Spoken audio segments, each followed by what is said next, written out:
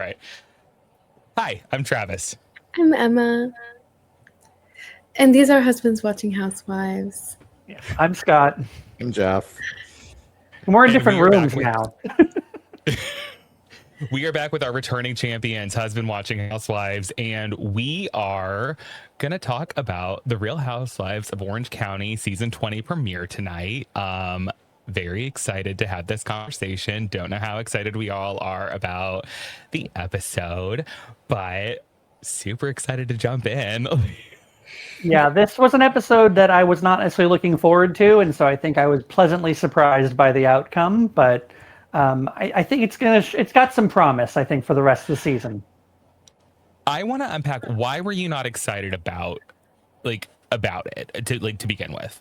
Part of it, Vicky's return. I've never really watched with Vicky, and she's never really excited me about Housewives, even when she's made appearances.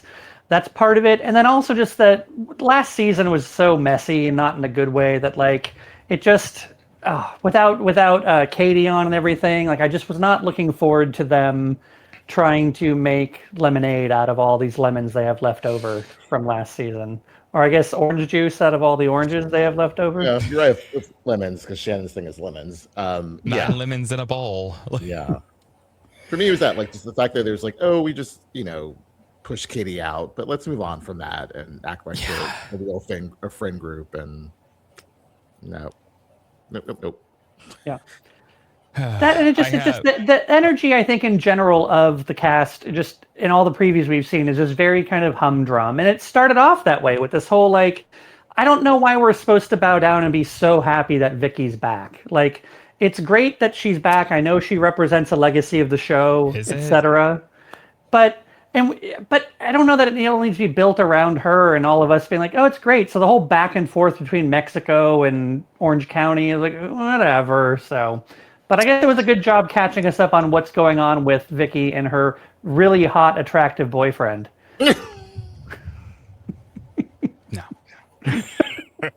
You won't even pretend with me? Come on. Not even a little bit. I'm so sorry. I know that I have a niche taste in men, and I know that a lot of the time, which is, by the way, something I want to address with you guys, but I know that a lot of times I'm oh, this guy, I climb him like a tree or whatever. No, I'm not going to entertain that with this man, because it's associated with Vicky, and I'm that's just and he just doesn't do it for me. Yeah, some of the angles he looked like Lindsey Graham to me, and I was excuse me, what's going on here? Oh, yeah, no. It was not good. Before we jump into having attractive men, though. Wait, yeah, OC does not have the most.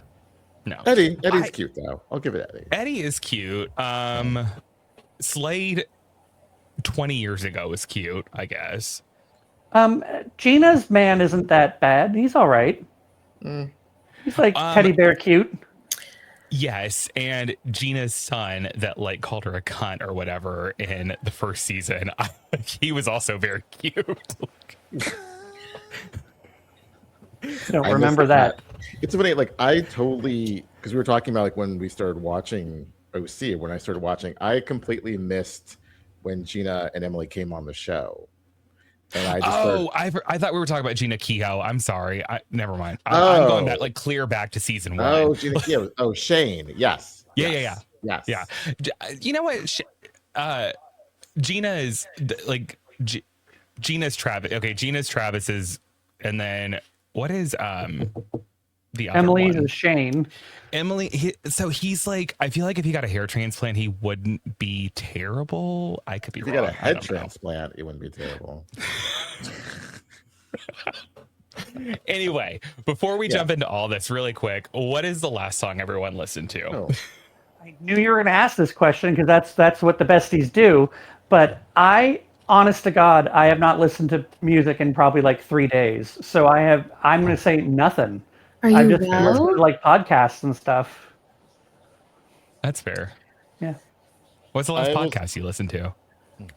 Probably the Love It or Leave It. Okay. Yeah. Jeff, go for it. I was listening to Bonnie Tyler because she died yesterday, and Holding Out for a Hero and Total Eclipse of the Heart. I listened to that earlier today, Those are Love. really just amazing 80s dramatic songs and her raspy voice, and it's sad she died. You're It is sad. compensating for Scott not listening to music by feeling it extra deeply. I really am. I really am. Emma, what was your last song? This is like, no one's gonna know what this is, but it's called California Loco, and it's from a Disney short that Jack is obsessed with. And he's played it on my Spotify because I just opened my Spotify to see. And that's what it is. Love. There's some other parent out there who's like, "Oh, I love that song." It's a Disney sure. short called Inner Workings, which is actually very cute, but I like the kids songs that have ended up on the Bestie Approved playlist. Like there was the Bluey theme song. First of all, is not a bad song to begin with, and like it's a banger, it'll just right? randomly pop up on my shuffle sometimes. I'm like, I like this. What about you? What's the last song you listened to? My last song was "The Art of Letting Go" by Peter Axon. It's brand new on TikTok. I cannot get enough of it. Not 100% sure that it's not AI, and we just have to move on. It's okay. Like, it is what it is. I don't know. The last AI banger you shared with us really proved to be that a complete Yes. banger. So, Yes. Yeah, the Lord of the Rings song, I think. Yes, the Disco yeah. Lord of the Rings. Like, Kenny was on this big Japanese hyper pop kick for a while, and then what we was that found song out called? that it was all AI. The Lord of the Rings one? No. The one, because you talked about this the last time I brought up Disco Lord of the Rings, and like I want to know what that song is called. I have no idea, but I can find out and send it to you. We'll It's like report back. on YouTube, I think. Perfect. And then one thing I want to unpack with Scott and Geoff, because they mentioned this on their podcast, is I think you guys were going into the finale or like the first part of the reunion of the Real Housewives of Rhode Island. You were like, oh, I wonder if Travis still finds these guys hot, because Travis just says this about guys sometimes, and I do, and I will own that 1,000%. But I will tell you before you get there, Geoff was like, he listens. He listens. He's gonna remember you said that, and I was like, yes. And I have a running list of notes of like things like timestamps of like where I need to clip out for the podcast when we do collabs. Like, I swear to God. But I still stand by. I am still into Gary Tiberi. I don't want to know how he voted. I don't want to talk about it. I don't want to unpack it. I just want, I will not be looking him up on the Federal Election Commission database of who he donated to. It's fine. Ashley's husband still into the new Billy, Kelsey's boyfriend, into him. And that's where we're at. I can stand by you with those. Those are pretty good. Okay, I'll take it. You know who wasn't hot but is hot now post Rhode Island is Alicia's husband. The other Really? Billy, yeah. I'm not loved into him. his show of romance. Oh, Yay. monitor that baby. We love you so much. We'll be back. But yeah, no, I do appreciate that, like that little call out of like Travis just says that sometimes, and I do. And cool. So No, I'm all for there being attractive house husbands on these shows, because we lose them sometimes, but a new batch is always good to rejuvenate the. we don't have a ton attraction. of hot house husbands right now, though. Like it's Rhode Island is kind of it. Well, that's a lie. A couple of the husbands on the new New York, I'm very into. True. I thought the Sai's husband was hot, but now they have broken up, so that is sad. Sai and her husband broke up. They're getting a divorce. Oh. I hope she's a lesbian now. I think she'd be a really hot lesbian, honestly. I can see the energy you're talking about. Yeah. Like, and I feel like I don't know, like I like the like queer fluidity on that like new cast. I'm very into it. Also, we haven't talked about this. How do you guys feel about Carol Radziwill coming back to New York? So I was never like a huge Carol fan. And it's funny because like, we have been watching or catching like old moments of like old Roni. And I was like, Carol, yeah. So I don't know. Like apparently she fits in well. That's what I've heard. But I don't. Everyone's just so like hyped about Carol, and I just never saw it. You know. And I don't remember anyone ever being hyped about Carol. I'm going to be so real with you. I like even back when she was like best friends with Bethany, and like that was what she had. I got nothing.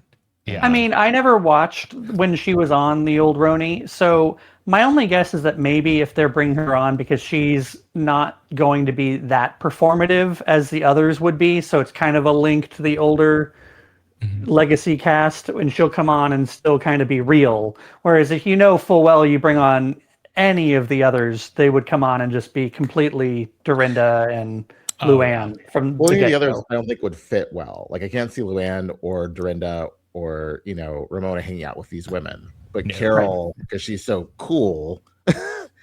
And Carol's going to be welcoming, I feel, and open to meeting these people, whereas Ramona would just be like, who are you, why, what, huh, what, I do agree with that. I think she's a very much a Vicky in that sense, but I mean she's in the Epstein files, right? Like you've seen all this news, right? Oh yeah. Well, yes, she gets called out. Like the internet was saying that she gets called out for it by Sai.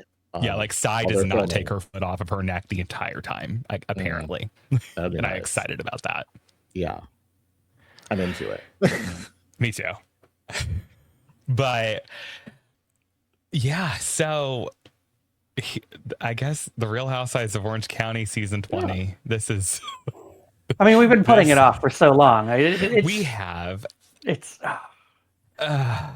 hard. It's like any premiere. It's hard to get settled. It's hard to get back into it because it just like you've been left for. Although I was surprised, it's only been what, like 9 months November. Or so. Since it's when? The shortest distance between. Yeah. But still, it feels like forever, and so like it's just hard to get settled back into it, and I'm just not excited the way I thought I would be. But I think by the time we get to the end, I think we're set up for at least like people's behaviors have changed, and I think a little bit, and I think that's good. Like we're not getting the same back and forth and just snippiness with each other. There's at least some sort of movement, and I'm enjoying that. I agree with you on like we got somewhere at the end, but like I have to disagree with you entirely on like it's hard to get back into it because we've done, and I was literally thinking about this like this morning, we've done all but like 2 of the Real Housewives cities, like if we're going by like what's coming back, we've done all but New York and New Jersey at this point of like premieres with you guys. I cannot think of one that I was not so excited to talk about except for this. I mean, even Beverly Hills, that like I couldn't even get through the last half of the season.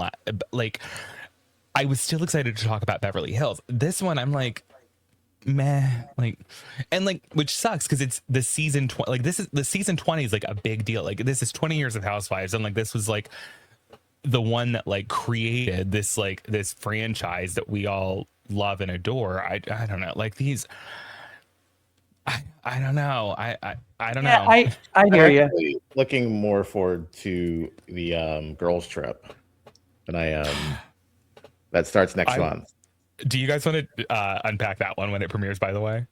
Yeah, sure. Okay, cool, perfect. Because I will say like something I did put at the end of my notes here. I'm excited that like they're not doing the whole song and dance that Orange County and Beverly Hills are terrible about, where they like don't acknowledge the fourth wall. Like where they're this season, it feels like they're like letting that go a little bit. And they were talking about like what a disaster the like Ultimate Girls Trip was at The Quiet Woman. Very excited to see that. So I haven't heard anything about that. That was actually like, like I had heard nothing about any fallout at The Quiet Woman with Tamara and Shannon. So I'm like, yes, let's get into this.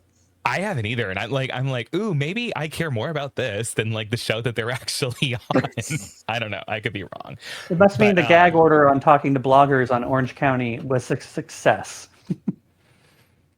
True. Yeah, maybe, and I like, and that this, I am harder on them, I think, than like I should be, because like this opening was, or this premiere wasn't trash, but like we start with this the cut-ins between the flashbacks the last 20 years and like what we're getting for this season, and then we immediately jump into Vicky and Shannon being wacky on the beach at Puerto Vallarta, and like I think this is what kind of like where I had a bad taste in my mouth, because like I am so tired of like these two women. Every time they get together, it's like, ooh, we're in a circus, like we're just gonna dance around, and I'm okay. Like I don't need that. Like it's I like could they just think. Oh, sorry. No, please go ahead. It's like they think they're Lucy and Ethel, and Yes. they're just like or hijinks, and I felt that fall felt a little fake, honestly. It absolutely was. You know, I don't know why Vicky went down so quick, like with Shannon. It was just really, yeah. I don't know why she went down. I don't know why half of the episode her leg was wrapped and it wasn't wrapped, and I don't know why. I don't know why. Like Shannon said Banco, and she goes, "You play Bunko?" Like I don't need it. I'm sorry. Like I don't need their hijinks. Sushi? Was it sushi? What's sushi? Why does Shannon like sushi? Shut up. Question: have you ever been to Mexico? Many times. I love Mexico. It's You like love it? one of my favorite. We are not let's go to Mexico people. We've only been on a cruise once. But like that whole thing where they're sitting on the beach, yes, beautiful. And I don't know what beach they were on, or if they're part of a resort, or what was going on. But to me, the whole idea of like laying there and just having like the locals come up to rub your feet, that would be weird me out. What was that about? So that is a super happen? common thing on private beaches, like that. So a lot of what you will see in the touristy cities in Mexico is the like either the condo or the resort or whatever like owns like a strip of the beach, and like it's just people that work at that associated hotel like just coming up and doing that. And like I don't know that I have a problem with like the idea of like, you know, people like in hospitality doing that. I have a hard time with white women being like, "Do you want to rub my feet?" Like I feel that's just icky to me. Yes. Yeah. Yes. I didn't like that. Especially like these particular white women. Yeah. And then I'm also confused, like, why is Vicky of all people trying to get like Mexican citizenship? That's what it sounded like to me. I think she's doing the dual residency thing. So this has been an ongoing trope with Vicky, is like Puerto Vallarta is one of her favorite places. Like Puerto Vallarta is to Vicky is what Atlanta and Miami are to me. Like I love those cities, and it's like weird cities that you wouldn't think of like someone being obsessed with, but like that's what Vicky loves about Puerto Vallarta. She has this bar, like she talks about it in this episode, this bar called Andalays, where like apparently she put it on the map, and that one pissed me off too. But like, so she buys the condo there because like she just loves being in this city, I guess. I don't know. Like, again, of all people I think would not like Mexico, Vicky Gunvalson would be one of them. So I don't disagree, because I would argue that she voted for that wall. I know for a fact she voted for that wall.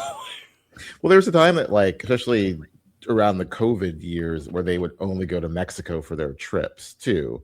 Even like without Vicky, like Mexico, and I think because it's so close to California, Mexico and OC or RHOC go to hand in hand. Yeah. So it's a thing. So yeah, I don't know why, but very odd. But I mean, I guess that was a good way of updating us as to what's going on in Vicky's life, because you know we haven't seen her officially in years, but.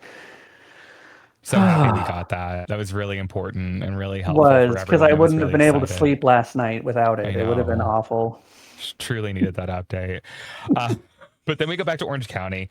Heather takes Gina to dye scarves Gina and Tamara to dye scarves because she saw it on TikTok apparently. And like, I like that Heather's an old lady that's like on TikTok. I think that's adorable. Old lady. Well, I love that Tamara accused her of just doing it because she saw it on TikTok. And then I love the fact that Heather was like, yeah, I saw it on TikTok. It's pretty cool. And then the producer told Tamara that was the reason. And she's like, oh, of course. Yeah. But then, so was Gina not engaged at the end of last season? Like, No, that happened during the hiatus. Got it. Okay. So then we get like, she gets the chance to show off the ring. I will say I am excited for Gina. I think Gina was the underdog, and I know people give Gina a very hard time because she never has a storyline and she's poor, but like, I like her. I like the Long Island. I like the like rough around the edges.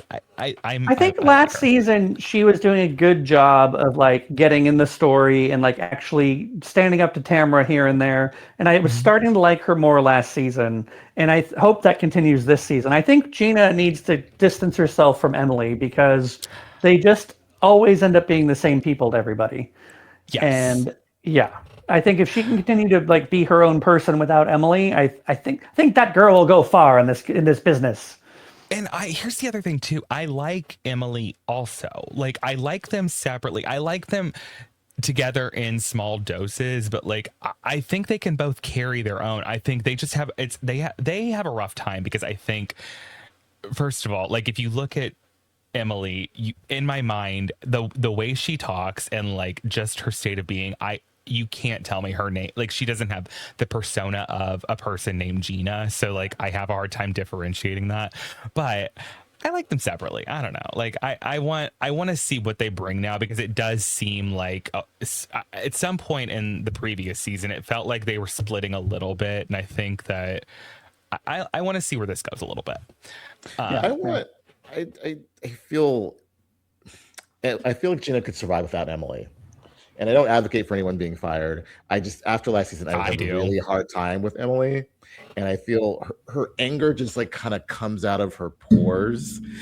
And she's really trying hard to like stamp it down. But like it flares up. And definitely with Katie, just after the way she treated her, I just cannot get past that. And I hold on to that. And I just can't like her. That's fair. I stopped watching Orange County before that even happened, so like I don't have that context, but that's completely fair because I do remember like the TikToks of Emily being terrible to Katie, so that is fair. I will give you that. Yeah. After the lie detector test, I just lost a lot of, not that I had a ton of respect, but I lost. They did a lie detector test. What do we think about what? I'm going to kill myself. I didn't know they did a lie detector test. It was the whole thing because they proved, look at these quote fingers, proved that Katie was lying from this, like, and there's a whole thing. We'll fill you in, but like, there's a whole thing to it. Yeah. I mean, they usually hired actors doing lie detector tests as though that's going to prove everything. It's just the dumbest thing ever. Yeah. What do we think about Travis, Gina's fiance, doing the whole like placeholder ring? I thought that was pretty cool. That like knew that she might have some opinions about it, so he got her a fake one so they could like work on the real one together. I don't think that's a terrible idea. Like I think that if you know you were going to be in a scenario where the person might care a little more about the ring than you would expect, I think that's a cool idea. Like, and if you have the money to do it, whatever, that's awesome. Right. Was it who was making fun of like saying that looks fake? It's Heather who was saying like it looked like it could be rainbowy. Yeah, and Gina's like, nah, this thing's fake as hell. I think she said fake as fuck, actually. I appreciate Gina being willing to say that because like so many of these women are like, no, like the diamond, like no one cares. No one actually cares. No.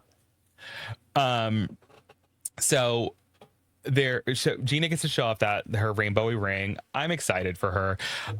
Tamara walks in and she looks like a demon walking in, and she has a case of Alani Nu with her, and I love that so much because I'm just like I appreciate that she's drinking a case of Alani Nu at a sitting at the scarf painting, and then the painting guy announces that everyone is an artistic rock star, but like I had to rewind it like 3 or 4 times because I swear to God, I thought he said autistic rock stars. I was like, hell yeah. I mean, both can be true at the same time. Yeah, it's true. I feel seen. I love that. Also, I could be completely off base about this. Hi, Emma. Welcome back. Welcome back. We'll see if it sticks. I could be completely off base here, and I want to know if you guys agree with me. I think Tamra looks really, really good this season. Like, her work looks right to me. Her makeup didn't look quite right to me, but everything else looks good, I think. Yes, I think facially, yeah. I think something was off about the makeup. It was like too heavy in her confessional. Because like when I see her online on Instagram, she looks, fine and like herself. Okay. So, but yeah. Okay. She's looking good. Absolutely. Yeah. Would you go scarf dyeing yourself? I thought that looked kind of fun. I love fun things like that. I would do it with Emma. There's no way you could get me to do it like by myself. You wouldn't like first date that shit or something? Be like, we're gonna dye scarves. No. I would go to Color Me Mine by myself. Would you really? I love stuff like that. I don't know. I have to have a person to enjoy that way. That like either you or Jackie are like the only people I would enjoy going with. I'd enjoy it with my AirPods too. There may still be one of those pottery, like make your own pottery studios here in town, and we've always walked past it, but we've never done it. We should do that sometime, Geoff. It'd be fun. You should. It sounds like it's not going to be fun until you lock in on that plate. I think so. But I was amazed with this whole scarf thing that like when they were silk screening it, I guess, and like pulling all the dye through the water, I thought, oh, for sure they're going to dip something in that and it's going to come out looking like ass. And no, it actually looked really good. Yeah. I wanted more information besides, we're going to put this in a Ziploc bag. And here's some crudité that Heather brought from Safeway. Here's a snack. We got like 3 seconds of the actual like what they were doing, and then it was like, okay, bye. Like, I was with this place here. We call it the break room.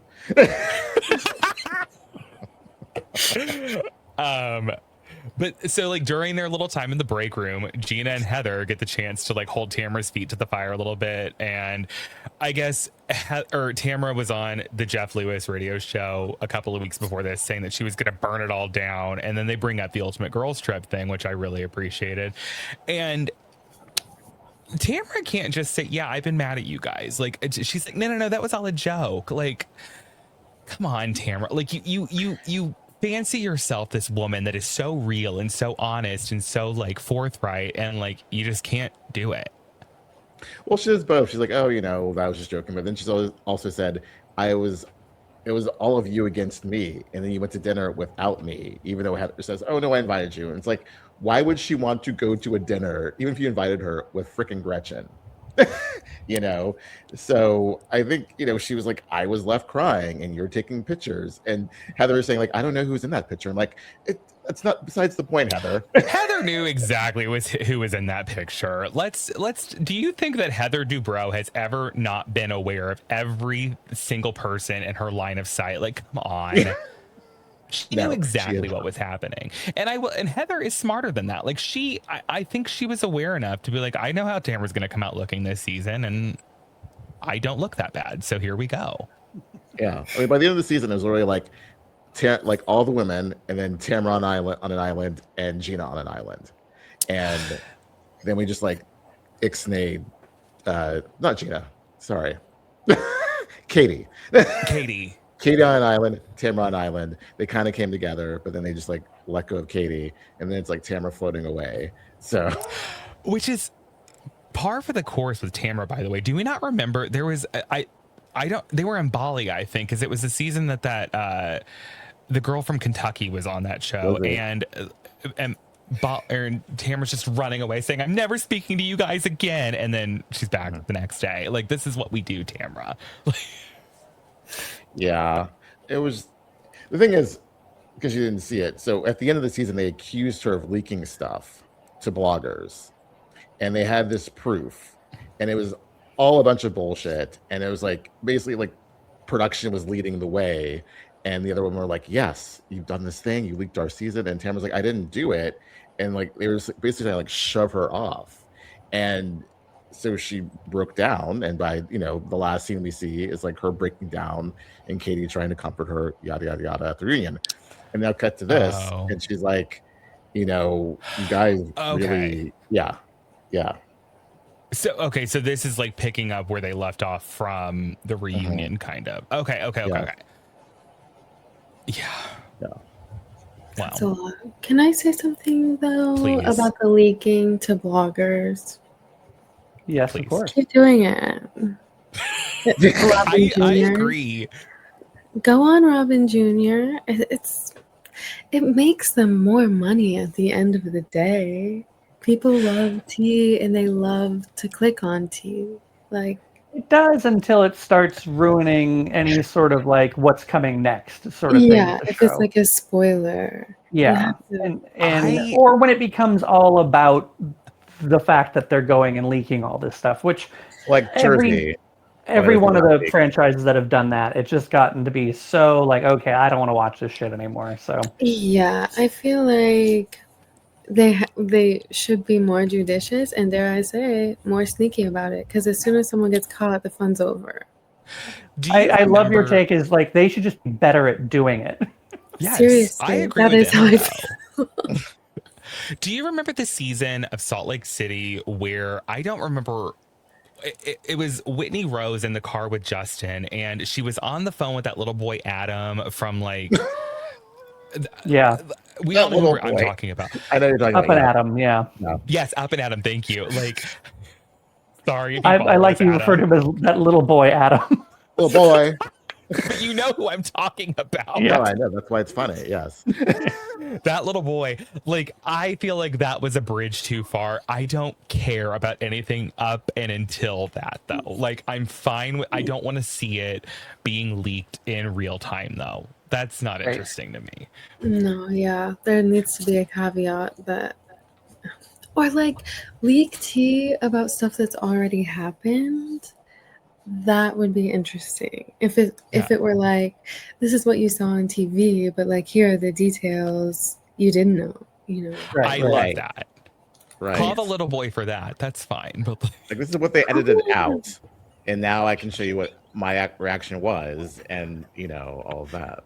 I don't like that the producers make it a plot point. Oh my god! Look at that little cat. Perfect. God. Is it the boy or a girl? It's a girl. What's her name? Gabrielle. But we call her Gabs. Yeah. If you ever need a sitter, I will fly to California myself. Deal. It's a deal. She's adorable. Sorry, she's usually not this close where I can just pick her up, but she was like rolling around over here out of camera sight, and I was like, I gotta pick her up. You've got to. My dog keeps knocking over my computer. That's why you see me swiping at him. Oh, he's like a rag doll. He loves it. He's exactly where he wants to be. Oh, puppy. Oh, puppy. Sorry, I helped derail the conversation. That's what I do. No, it's beautiful. I love it. I mean, you were going to say something you don't like that the producers make it a plot point, and then yeah, I feel like if they just would not talk about it on the show, that would be so much better. But I wonder if they kind of do that as a punishment to that person. You know what I mean? I think they do, because I think we're probably, Emma, we are in the minority of like being interested about like the bloggers and like the behind the scenes of it, because I do think it turns a lot of the fan base against like that person who's like, oh, you're leaking to bloggers, because like that's a big thing on Atlanta too, like where they get mad about the bloggers, and I'm like, don't be mad, it's okay. Like Shamia didn't have anything else to do that day. I don't know what to tell you. Also, like, are they not signing NDAs or something? Oh, they absolutely are. And like, so but you have to sue them. I don't know. It's just I don't like watching that plot point on every series of Housewives. Yeah, agreed. I agree. I don't like when the bloggers, which you gotta stop using that term because it's not 2004. They keep doing it though. When they become part of the story, the content creators. Yeah. Yeah, yeah, it's funny too. You can tell how long it's been going on because they're still calling them bloggers. Right. Like we're back in 2006. Yeah. But we go back to Puerto Vallarta where Vicky's running around with her knee wrap because she heard it, which I'm going to tell you right now. Vicky was 1,000% that girl in high school who would like wear the like hospital bracelet to school the next day after like if she went to the emergency room. She's like, don't ask me any questions. Like, I know she was that girl. Oh yeah, a little performative knee brace. Protect those knees. No argument here. Did you talk about how much I love Puerto Vallarta before this? We talked about how we're not big Mexico people. And so we were wondering, is it normal for randos to walk up and offer to rub your feet on the beach? No. Would you get your feet rubbed on the beach? Would you, Emma? Is he hot, and for how much? It's those two guys that walked up. Those guys. Yeah. No. Part of me, one thing, I don't enjoy being a tourist. And nothing screams more like, hey, gringo American, let us do this for you. And it's like, nah, I don't want that. And that's really what it comes down to for me. I don't like that vibe at all. I have never come across that in Puerto Vallarta, but I've only been there once. I don't know. In our defense, we've never been. We've only been to Ensenada, so maybe there's a little bit of a difference. I mean, if I lived in California, I would probably lose the allure of Mexico too, because you're like, I'm basically here. Right. Yeah. Well, so I don't like private. So like this is the thing on private beaches is what we were talking about, Emma, like earlier. And I don't like the private beach thing because it feels, it just screams touristy. And it's like, we have to keep these white people in a bubble and we just have to keep them right there. And we have to just get these people to like entertain them and rub their feet. And I hate a private beach more than anything. I think that's the problem with cruises. Sorry, this is going so far left, but no, I love it. You came right back to where we were earlier. With cruises too, is that everywhere you stop, it's like so curated to Americans specifically. It's like Uncanny Valley. But the flip side of that is that that's how like those people who work there make a living, and so. Tip well, you know, if you're going to do it, would be my only thing. And I have gone on cruises. My family took me on one, and Kenny and I went on one. And that was kind of our policy. Like, we did go to a private beach once, but it was like, we got a massage, and I think I made Kenny pay up like $200 American because I was like, and they were wearing my sunglasses when I woke up from my heavenly nap, so... A very serious question for the group. How much do we think Shannon and Vicky tipped those two workers in the private beach? $10 each. The minimum, yeah. I think you're being generous. I would have said like maybe $5 to $8 each. Also, she did say she had some pesos on her, so she might have actually paid out in pesos. Vicky like has production for them some pesos. Do we think Shannon knows the exchange rate of what's acceptable? No. No, not at all. I think she just throws money at people, like literally, like. And then she falls down right after she does it. I'm a doddering old lady. Oh no! Take my coins. I bring it up like 6 times throughout the thing, but I'm like, Shannon and her comedy of errors. Like, here's the God's honest truth. If it's just Shannon, I can almost accept it. When it's Shannon and Vicky together, I don't want it. Yeah. Return to sender. Yeah. Anyway. But so they're in Puerto Vallarta. They go to Andales, of course, and then Vicky starts talking about how she put this place on the map. And the more and more I think about it, Vicky Gunvalson has a God complex. Like, she is the person who wholeheartedly believes I am the reason that Andales is a known place in Puerto Vallarta, Mexico, regardless of the fact that it's been open for like 30 years, regardless of the fact that it existed well before the Real Housewives of Orange County and will probably continue to exist long after. Vicky believes that she is responsible for their success, and it lives and dies by Vicky Gunvalson. I don't like a white woman claiming anything in Mexico. At least she didn't claim to discover mezcal like Aaron Leachy did on New York. Oh, God. I forgot about that. Where she's like, we made mezcal cool. Like, yeah, sure you Love to did. have this in America. Yeah, but I mean, Vicky does the same thing about Orange County. The whole, like, she's the reason it exists. And it's like, okay, you may be the reason it kept going at first, but it's taken on. It's a new thing. It's been reborn. I will go one step further. She believes that she is the reason the Real Housewives and Bravo exist.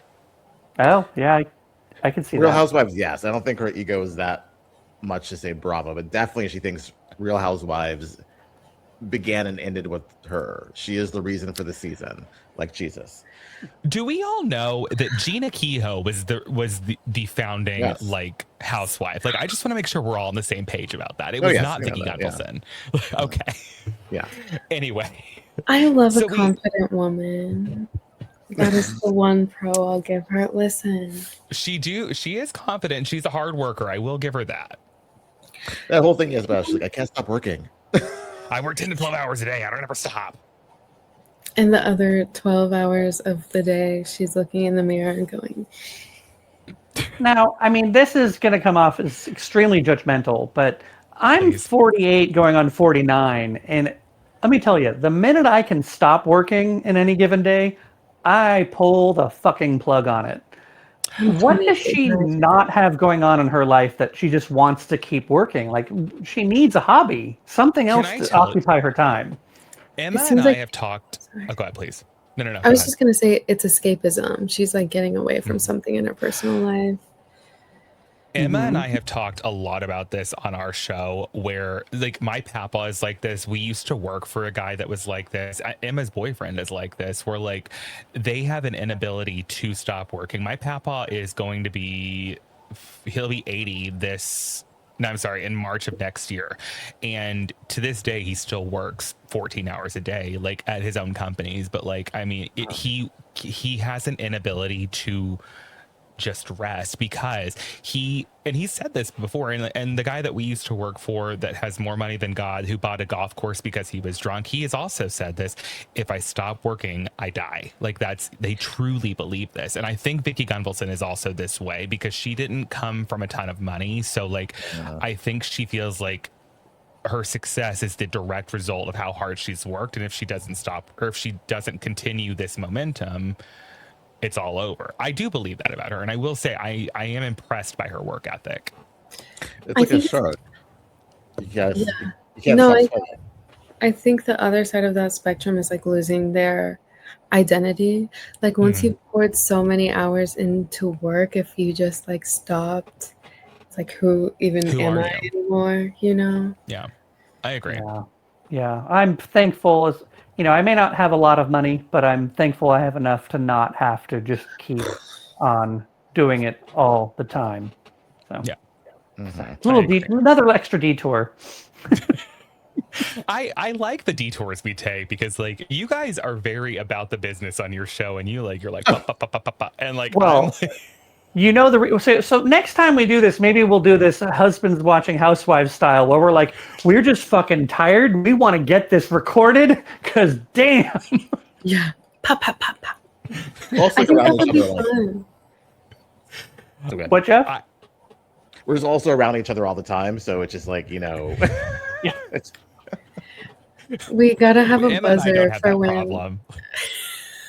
We gotta get a buzzer for when Travis and I start going off course. When we do that, we just gotta.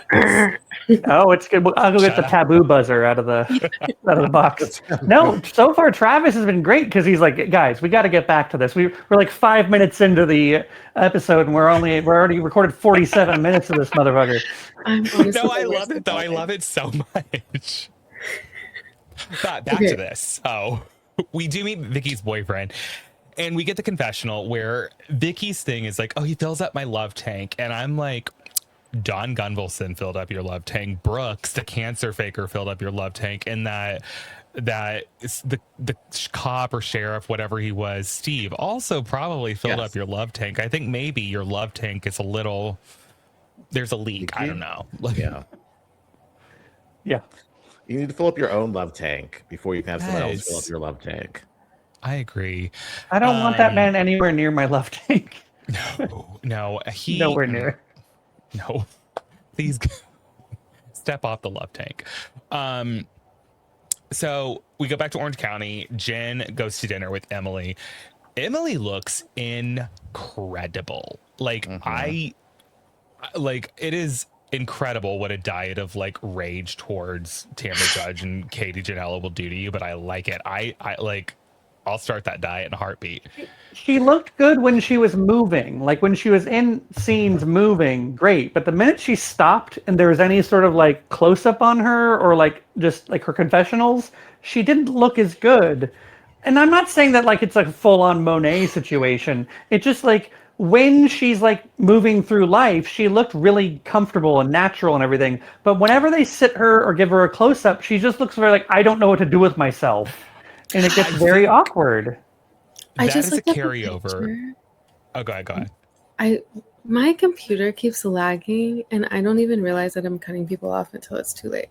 No, that's all of us. It's just the way podcasts on this shared medium work these days. Yeah. I just looked up a picture because I was like, I didn't notice that. It does look like she's uncomfortable with her own face. Like she doesn't know how to move her cheeks. Yeah. Yes. And I'm sure it's new to her being this just transformation of sorts. Like, you know, she's used to being a certain way and she's working her ass off and she's still probably trying to get comfortable again in her own skin. And I get, you know, I don't want to like be critical of her, but still it's amazing how when we saw her kind of walk in, we're like, wow, she's gorgeous. And then they go on and we're like, oh no, she's still Emily. She's still just a little like awkward. I honestly think Geoff, it's like you go first, and then I have something. I also think she's like that happy. I'm not her therapist, but I just don't think she's like that happy in her life. I get that on the show. I got that when we watched her on Wife Swap. Like, there's just something about her that's just like not happy. I agree with you, Geoff. I think that there's some inner work that she needs to do, and I do think that she's like there's also like something that like. I don't know if either Scott or Geoff, you've ever been like super heavy, but like I used to weigh 300 pounds. And like anytime that like I am in a situation where I'm like I've noticed it a lot, like since Em and I have started doing video, I've noticed it in pictures. I've noticed it like even at 190 pounds, I still am like, okay, like I have to like feel like I have to fit into a space. And I feel like Emily still is the like mentally she's still the same person she was when she was heavier, which by the way I always thought Emily was very hot. Like even when she was a little bit thick, I thought she was very hot, but I think like she was attacked on social media relentlessly. She's talked very openly about that, and I think that's always in the back of her mind, and I think that like I it's hard to let that go. I will say that. Agreed. Yeah. I've yo-yoed my whole life, and like the comments people have made and the comments that she's made to herself still live in there, and so I can definitely see that. But that face card does not decline; it never has. No. So, I mean, she's always been beautiful. That is true. Yeah. But Emily does talk in a confessional about how she's doing a lot better. Life has been going really well, and her son is doing much better in his new school. Was this a plot point last season, the eating disorder and the son? That was her personal story. Yeah. Got it. Okay. Yeah, apparently they found out, I think through the viewers by the reunion, that like perhaps this panda syndrome or whatever it's called is actually something that he might have been afflicted with. And that turns out that's exactly what the situation was. Interesting. So kind of she learned by talking about it what might have actually been going on, and that helped her kind of get treatment and a path forward with him. And apparently it's working. That's brutal. There's someone in my family who went through that, but she just graduated high school, so there's beacon of hope. Yeah. Nice. And then we find out that Jen's son got pulled over doing 105, and we get a confessional with a little bit of foreshadowing where she's like, I wonder if something else is going on. And I'm like, when we get the scene later of the son with his like Back to the Future haircut and like the jacket zipped all the way up, I was like, there's absolutely something else going on. I don't know what it is, but like I see there's something going on. Well, then sorry we to come interrupt, back like, to. Oh, it's go also ahead. her other kid who, did you hear recently? Her other kid who started the fire in Orange County. What? Her kid Yeah, he's started responsible for starting some wildfire. the brush fire. Yay. Yeah. That's And probably basically, really like, great for everyone. so no charges. He's just getting like he has to take a fire safety class. But it was like him and a bunch Oh. of friends started a fire, and nobody was hurt. But still, in California fire, like come on. Yeah. Yeah, I and have to tell we're you- assuming it was an accident. Like he didn't do it on purpose, but he's responsible for it. Yeah. I'd like to know what that legal team setup is, because it feels like we haven't gotten a ton of coverage on Ryan's gambling situation with Shohei Ohtani either. So like, I would like to know who they have representing them and how much that's costing them. I really want to know that. That's just me. No, I mean, it'd be a good question to ask. I mean, because whatever money he's spending, he doesn't have enough left over to get his hair dyed properly. So that's for sure. Ryan. Ryan, yeah. Okay. Poor Ryan. I mean, that was some Just for Men in there. His hair was like jet black almost. It was not. It was old school Joe Gorga. That's Back literally in what I his was about to say. Yeah. Whitney Rose's dad. Sorry. That was me. I do want to know where he is and hope his hair is doing well as well. I hope he and What his did hair are Carrie doing well. I truly From do. Sexy Unique podcast always call Whitney's dad. With the spiky hair. No. What was it? Diane Warren. He was like called him Diane. Yes, Warren. he was Diane Warren. He was male Diane Warren. You're right. Yes. But bangs for days. She was doing it too, but we cut back to Andalays, and I just started disassociating at that point. I'm so sorry. I have no idea what happened. Like while they were at Andalays. They talked about Tamara basically, and good. Good. And just the whole quiet woman situation, and like Shannon just wants nothing to do with Tamara, and because she won't resolve things, conflict resolution. Shannon, but whatever. I found it very interesting the way that obviously they hadn't spoken since the reunion or whatever, or like they'd had minimal interactions, that sort of stuff. I just found it interesting that they were just so quick to make it all about Tamara again. And it's like, did you learn nothing from last season? Like maybe No, they never do. They never do. Never do. But this is what you just said, Scott, I think is so important, because I think I said the exact same thing about Beverly Hills, where like you can tell these women do not know each other outside of the context of the Real Housewives of Orange County. It's painful how obvious that is. Yeah, but it felt like with Shannon, like she was like, I guess now they're purposely avoiding each other, whereas it just seems strange. Like they could have at least run into each other here or there and like, hey, what's up? Especially the girls trip. But I guess since the quiet woman, that whole thing. Anyway, I'll let you move us forward. Sorry. No, you're fine.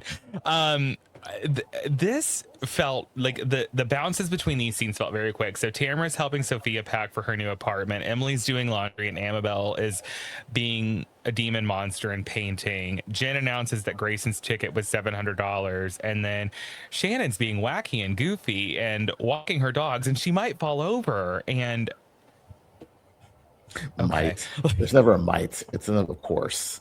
It's when. But Shannon FaceTimes Stella, her daughter, who is in Paris for school. We find out that she might want to stay in Paris because she's like interested in working in hospitality. And I would like to know if she and Kelly Dodd's daughter are like running around together, because like Kelly Dodd's like mad at her daughter for being in Paris and being woke now. Have you seen this? I knew she's mad at her for being woke, but I didn't know that she was in Paris and woke. Yeah, she's going to school in Paris, and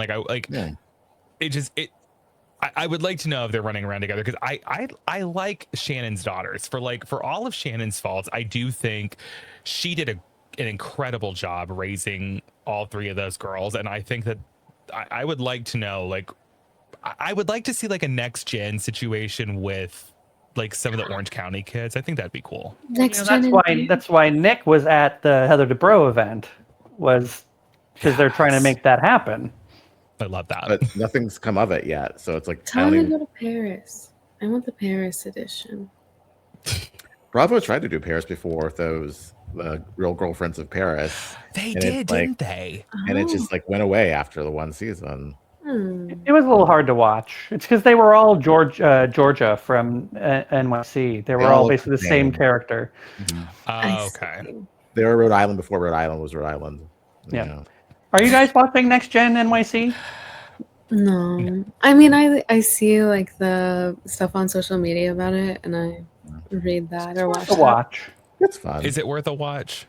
Yeah. Oh yeah. Oh, it's definitely worth putting on.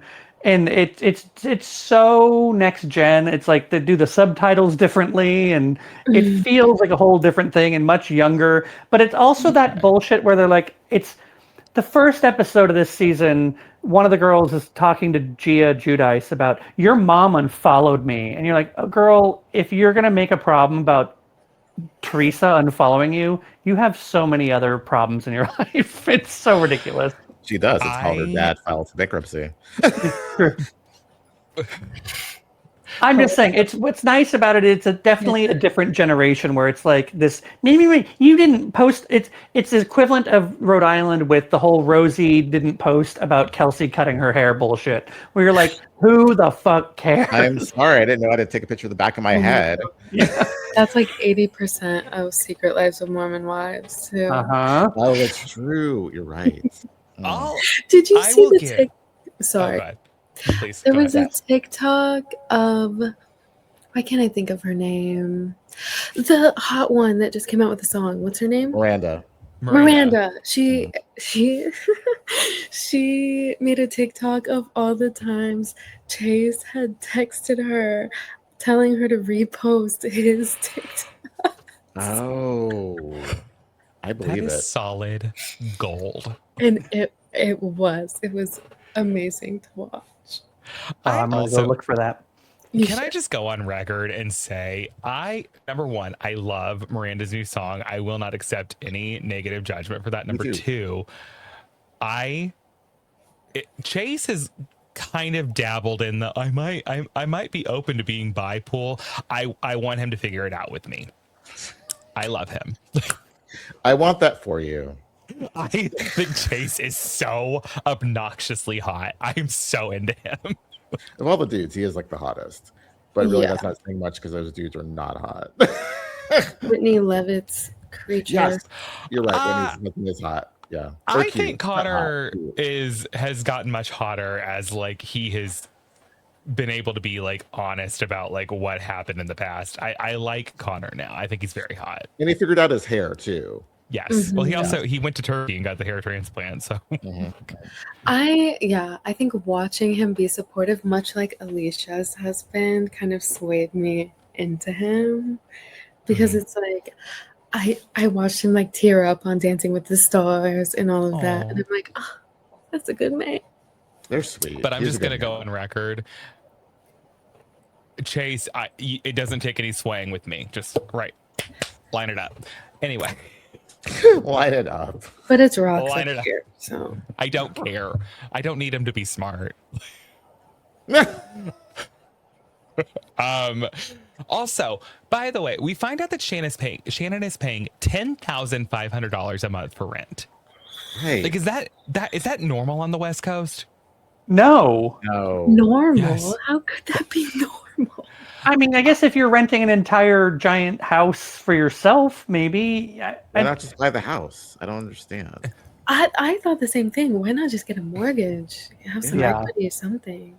Yeah, that $10,500 a month is wild. But yeah, if she can afford it with that money she's getting from David Bedore, that's the sort of thing. That's the sort of thing you do when you're like, well, I'm going to buy a house soon, and I'm just waiting for the right one. So until then. And that's when you're going to buy a $3 million house. But yeah, that's not normal. But based on that, she needs to stay on the show, and she needs to do what she can to stay on the show. So she needs to start resolving some shit, because that's how you stay on the show. I also have I have questions about like the money with Shannon and David Bador. Like David Bador worked in construction. Shannon, I mean, she's been a housewife the entire time she was on the show. I don't know that she's ever been pulling it, like that family as a unit has been pulling in the kind of money where like you can have crystals built into your wall, and like you can have like the way that their house was built like before they got divorced, and now she's paying almost $11,000 a month for rent. I don't know that I buy it. You're paying $120,000 a year in rent. That's more than some people make in a year. Yeah. No, I agree. I don't know. Does she have family money? Do we know? I think her dad has significant money, but like maybe she's in that pot. I don't know. Maybe. So you're saying that Vicky's projecting Shannon's wealth on Heather Dubrow is what you're saying? Yes, she absolutely is. Okay, got it. Speaking of the devil, we go back to Puerto Vallarta. And I noticed in the background, Vicky has the same CPAP machine that I used to have when I had sleep apnea. Oh, I missed that. I didn't know you could rid yourself. I didn't notice either. I was about to say when I lost 110 pounds, I rid myself of sleep apnea. Because it's all from like pushing down right here. That's like where all the. Oh, I thought it was like a nasal. No, thing. it's like right in here. Yeah. I have sleep apnea. Yeah. Oh. It's like white noise. He is religious with his machine, though, and I thank him for it. I love it. I sleep through the night like a baby. I do love the sound of a sleep apnea machine. I think like that is. And the cool air rushing at your face. It's really nice. It does seem, it's like a personal fan. I might dig mine out of my closet and just see what it's like for old time's sake. It'll be like a York peppermint patty. You'll be rushing down the slopes. But yeah, Vicky talks about how she's trying to get residency in Mexico and like whatever. We go over to Gina's house in Orange County, and we get the flashback to Gina or Travis proposing to Gina. I thought that was very sweet because like what I do believe about Gina is like she is pretty authentic. Like I believe like she was being really honest about like she had 2 broken nails, like her hair was a mess, she had like gained weight over the holidays. Like I like that she was honest about like that proposal story, and I like that Travis was willing to propose to her in that situation. I think that's kind of cool. Yeah, I'm cool with them. Like I don't really have anything like bad to say about Gina. I mean, she's not the most exciting housewife, but like you don't need to have like a room full of Vickies, you know. Yes. God forbid. And speaking of her not being the most exciting housewife, I have a feeling this is going to be most of her storyline this season, where she was talking to her mom about not being sure if she's going to change her name because she wants to have the same last name as her kids. I think that's going to be very significant this season. Yeah, I think you're right. Yeah. And also his ex, you know. What were you going to say? Travis's ex, and I think she's still problematic. So, yeah. Heather goes over to her mom's. What'd you say, Emma? I said he should take her name. Kirschenheiter is a hard last name. I will be honest. Like Travis Muller is, it's a name that makes sense. Kirschenheiter is no. Like just change it to Smith or something. I can't remember. I looked up her maiden name, and her maiden name was Mullen. No, not Mullen. What was her? No, Mullen's his name. Is Travis? Mullen's Travis's name. She has a very, very short original maiden name, and I was just like, yeah, it was kooky. So to go from that to Kirschenheiter, she's like, I got used to this. I don't want to go back. You know, I don't know. When you type Gina Kirschenheiter M, the first thing that comes up is Gina Kirschenheiter MAGA. And it's like, yes, probably. Gina Christine Archer. Archer, that's right. Yeah, I love that's a good last name, actually. I do too. Good last name. Gina Archer. Yeah. we get a scene of Heather going to her mom's new condo. I want to know what you guys thought about this condo, like the way it was decorated when you walk in. Our first reaction, Jeff's first reaction was apparently Heather got her mother's haircut because they have the exact same haircut. They do. We didn't talk about it at the time. I remember thinking, though, that like that style of decorating is not long for this world. Like it's very old-fashioned. Yeah. It screams like 80s, but like make it opulent. That's how it felt to me walking in. Gaudy. Gaudy. And it makes me wonder, like, what the future of the antiques industry is going to be after a certain generation leaves us.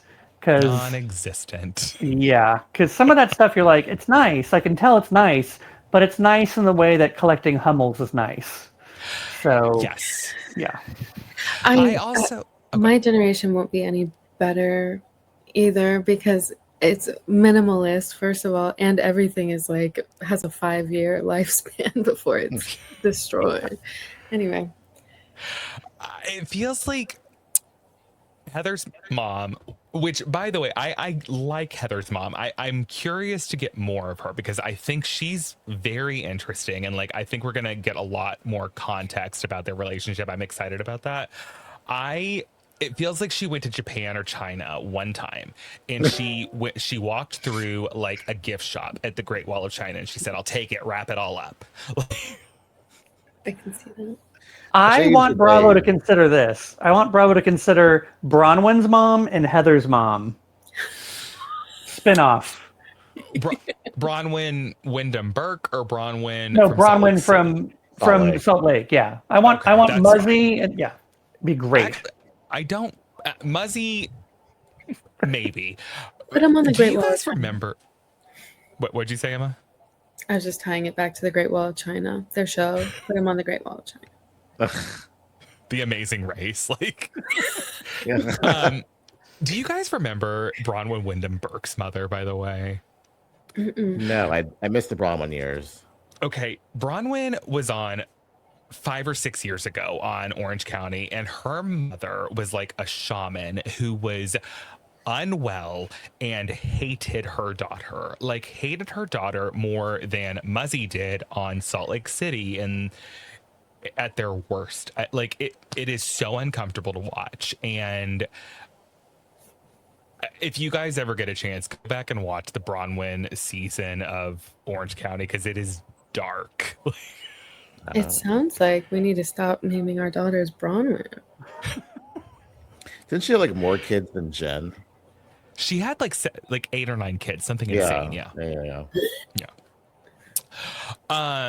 Yeah. Anyway, but like we do get a little more peek into the relationship between Heather and her mom, and I think it explains a little bit why Heather is the way she is, because I can just envision how that house was growing up.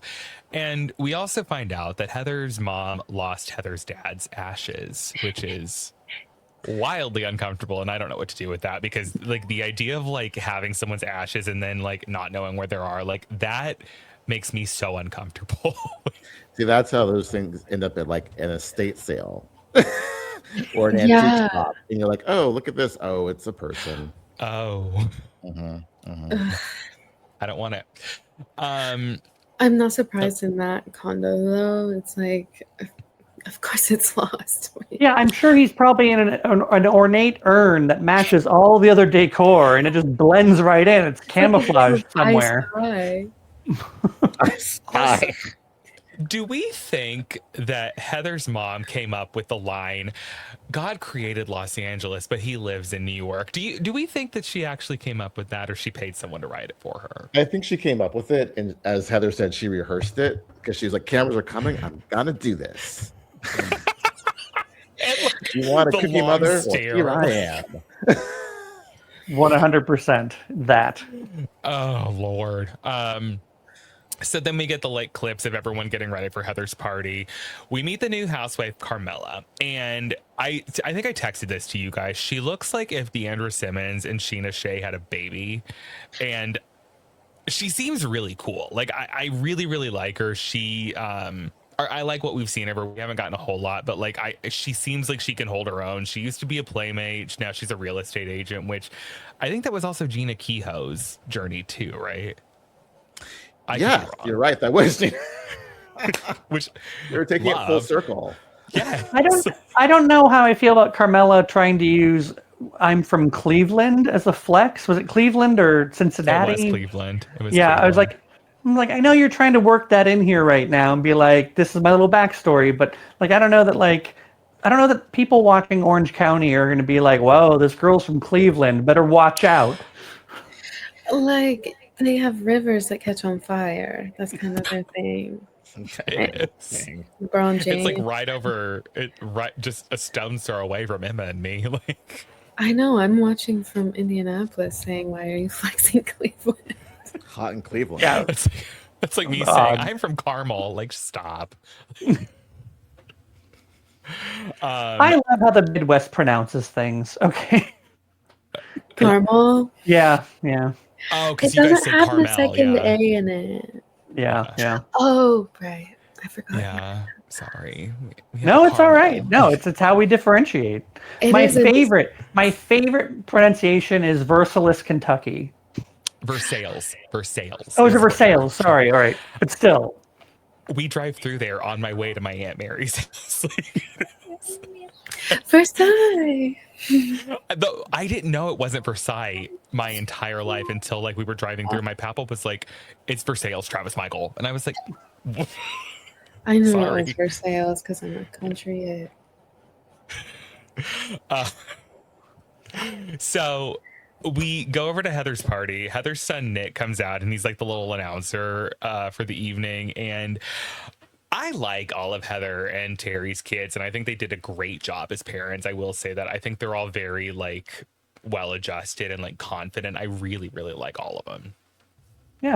No, it's good brood. Hey, good brood. I did. All right, I appreciate that. Good brood. Good brood. I like Everybody that. needs a good brood. The brood. Oh god, and then we get the clip of Vicky in the car putting a period pad under her armpit because she had a cyst removed, and she is being as dramatic as the day is long. I didn't know what was going on with that scene because what was on the pad? There was like weird loopy gloops on it, and I was like, what was that supposed to do? At first I thought, was it like an icy hot? Like, what was it? But I think it was the pattern. Just had a pattern? I think so. Like the packaging on it had a pattern. That's just weird. I don't want my medical things to have like a pattern on it unless it's like a Band-Aid, sort of outside. Well, let's ask the woman on the panel. Anna, how do you feel about it? Like, I don't know. It seems strange because if you get something removed at the hospital, whatever it may be, and you need to cover it up, they give you stuff to cover the wound. So a little performative, maybe? Yeah. Everything about Vicky Gunvalson is performative. Because she couldn't just be like, look, I got a cyst removed. Here's my wound. She has to be like, oh, I need to cover my wound. Well, it's I need to cover it up, and it's like the entire time. It's the constant screaming. It was really a lot of pain, especially, again, if you get anything removed or happens to you at the hospital, they're giving you at least some extra strength Tylenol to numb that pain, sister girl. She's exhausting. I feel like Vicky has to like come in with something. Like when she did Girls Trip a couple years back, she had COVID going into it, basically. She had COVID when do you guys remember? I don't know if you saw this when they went to Iceland and she had to be like taken out. Like she was having like heart palpitations basically, but she had to be like taken out on a stretcher in like to an Icelandic hospital because she was out of her mind and she couldn't sleep for 3 days straight. But like everything about Vicky Gunvalson is so extra and performative and exhausting. No, I will tell Geoff. I told Geoff this last night. Like I was watching, and I was just like, she is so loud. Like just hearing her. I'm like, I was like, is this what everyone says Americans sound like overseas? Is this like, oh my God, this? But then people have always accused me of being loud. This is Scott. You're just being loud. You're being loud. And I said to Geoff, I said, same. If I'm like Vicky, I do not want to be loud anymore. Like, am I like that? And he's like, you are nowhere like that. And I'm like, and that's me. I understand. I am a loud person. What has to not be functioning in your brain for you to act like that? Like I'm just awareness. I think she wants all the eyes and ears on her, and she's not willing to accept that anyone would see her as malicious in any way, shape, or form. Yeah, I guess it is a lack of shame. She's never the villain in the story. No, Emma, never. do you think She's I'm a victim. loud like Vicky? I think you're loud, but not loud like Vicky. Okay, thank you. I would say the difference is like she doesn't seem to know when to stop or like when it's just too much. Like there are times where someone like Scott, you're being loud, and I'll be like, oh yeah, I know I'm being loud, blah, blah, blah, you know, and I'll just double down. But like I'm aware of what's going on. She does seem very not self-aware. It's the content of what she's saying too. Like she's just being annoying. Whereas like if you're being silly, goofy, funny, and loud, that's one thing. You're at a party. I kept thinking that like her friends think that's silly, goofy, funny, and I'm just like, yeah, right. I think she thinks that with friends like that. Yeah. But this is the thing is you think like, do her friends think that? And then like we cut to a scene where was it Gina is literally saying, this is Queen Victoria, you need to bow to her and kiss the ring. And I'm like, is she being serious right now? Like I swear to God, like we've lost the plot, ladies and gentlemen. I thought that's where this conversation was going. She is just surrounded by enablers and no one who will like. She's in my worst nightmare. She has no one around her who's going to sit her down and say, you're being really fucking irritating. You need to stop this, this, and this. Like, you got to have someone who's going to keep it 100% with you. And she doesn't have that, I feel. Yeah. But what I do appreciate about Carmela, she's like, I'm not going to do that. I'm not going to kiss the ring. I'm not interested in that. I like that. What do we think about her makeup? All right, good. Moving on. I think that it's also like one of her first times ever on TV. That's what I was about to say. She's never seen herself on camera. Yeah, okay. And like social media on your phone is different. Yes. Than like how it's going to show up on TV. And I feel like people talk up TV makeup like you really need to pack it on. And so I fear that's what's happening. I will say I bought a camera for Emma and me to like do the video thing with podcasting, like a real camera. And I tested it out and I put it right back in the box and I said, we are going to need a little more time before this comes back out of the box because the way that those cameras are so aggressive. In your pores, yeah. Yeah, that's why we stick to my iPhone 14 Pro. I love that. That's enough. For you. So were we? Carmela, sorry, not kissing the ring. Fine. Heather has gone through 2 eras in this. By the way, I also want to retire this whole. I'm in my blank era because Heather said she's in her fun era. She's also in her very happy unbothered era. I don't need that. We don't need to be Taylor Swift. We don't need to kiss that ring either. She is neither of those things. Like no one says Heather Dubrow is unbothered or fun. Or unburdened. I do imagine that Heather Dubrow at a party is fun because she's poured a ton of money into it. I would never think of her as unbothered, though. I think that Heather Dubrow is such a type A personality. She is one of, and not in a negative way, she's one of the most bothered people I can imagine. I don't think anyone who's unbothered ever says that they're unbothered because they don't realize that they should be bothered. You know what I'm saying? They're too You want busy to being know unbothered. someone? What'd you say, Geoff? They're too busy being unbothered to like clock it. Exactly. They literally don't care, so they're just moving on. You want to know who's trying to convince the world that they're unbothered? Is me. And do you want to know who's probably one of the most bothered type A nut jobs in the world? Me. It's never given unbothered, babe. Never. I'm I sorry. think if I started calling myself unbothered, everything bothers me. I think we need to rename both of our podcasts Unbothered. Okay. Is that the title of Dorit's book? Yes, unburdened. Unburdened. Oh, good for Unburdened. her. So,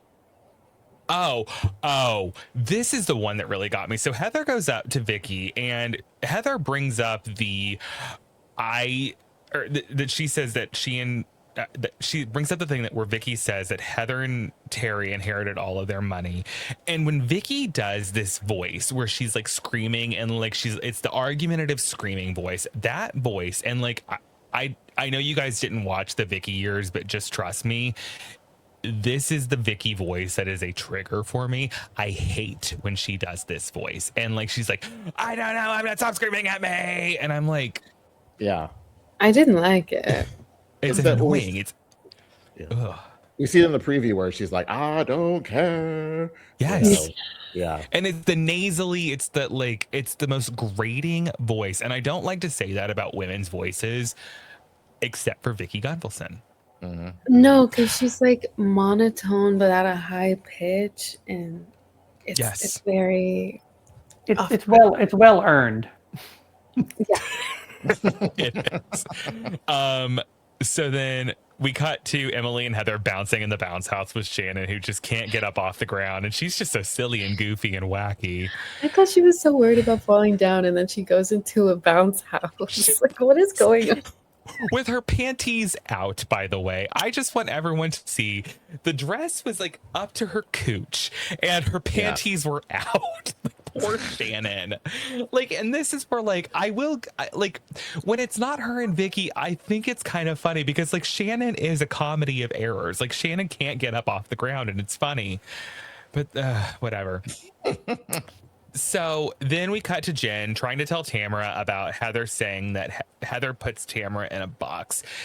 And Tamara just shuts down and just leaves. And I will say this about Tamara, and you will find that I am probably a Tamara apologist. This is probably one of the most mature reactions that she could have had. And I don't know that I've ever expected this out of Tamara Judge. I concur. I think she went into this saying, I can't do what I did last season. It's not worth losing my shit in every scene. I'm just gonna walk away. And for someone who says they stopped doing therapy, that was a pretty like therapy move of like, I'm gonna remove myself from the situation. You guys continue. I'm gonna go. And I think she also said, can we talk about this later? Because yes, from what we all know about Tamara is that she cannot control her reactions, and I think she said, I'm not going to let this happen. And I like that. I really like that, and I hope I respected it too. I felt like she went to the Meredith Marks school of disengagement. Yes. I feel like she took that mic off and got in that car with Heather Amin and like yelled about it, and then she's like, okay, I got that out. But I respect that so much because now she can like think about it and have a conversation that's not just a screaming match. Geoff has a good theory about Tamara's approach for this season. Do you want to lay it on us, Geoff? Yeah, I think my thing is she's not going to do what she did last season. She's going to let them work. She's like, okay, I'm not going to be Tamara. I'm not going to lose my shit. You can't make me your storyline. So what are you going to do? What they're going to do is turn on Heather. This is like building up towards a Heather takedown season. Because like Jen trying to like move that story, which clumsily so. But like, so Tamara, I just want to tell you as a friend, you know, Heather can't say this to you, but she put you in a box. Like she was so trying to start some shit. Jen and Gina and Emily and Shannon had a meeting. And they're like, we got to do something here. We ain't got shit going on. Let's go for Heather because we've already exhausted the Tamra pot. Like that well is dry. So let's go for Heather. And I'll bet you're onto something there. Because they said in like when they've been doing press, like Heather is probably gonna be in the hot seat, like, you know, by the end of the season. So I feel like they're coming for her. Yeah. And Tamara's reaction is just that. It's just like, you know what? If I make this all blown up, you're gonna be talking about it for the next 5 episodes. And if I don't, you guys are gonna have nothing. And I'm still gonna have my job. Exactly. If I were Ryan, I would put money on that bet. That would be a good bet. Someone call Ryan. Someone call the bookie. And that's kind of the end of the episode. We get the preview for the rest of the season. It looks like we're getting a trip to Vegas and a trip to Tokyo. We're probably going to get an answer about what's going on with Grayson. And it seems like we're going to be okay with breaking the fourth wall. And I said this at the beginning. We did get somewhere. I think that, like, I think that I'm going to view this as like a good, or like on the same level I would as like a really good like a Salt Lake City or like Potomac season? Probably not. But can it be one of the better Orange County seasons? Maybe. Yeah, I agree. If it's like a little bit more lighter than last season, they're already ahead of the game. If they're having a bit more fun, you know, even if I don't totally buy that they're actually friends, but if they're having fun on camera, let's go with that. Yeah. Yeah, and Andy's already said as much. This is not like a mind-blowing, you know, revolutionary season. It's just a season of Housewives. It's safe. I think it'll be safe.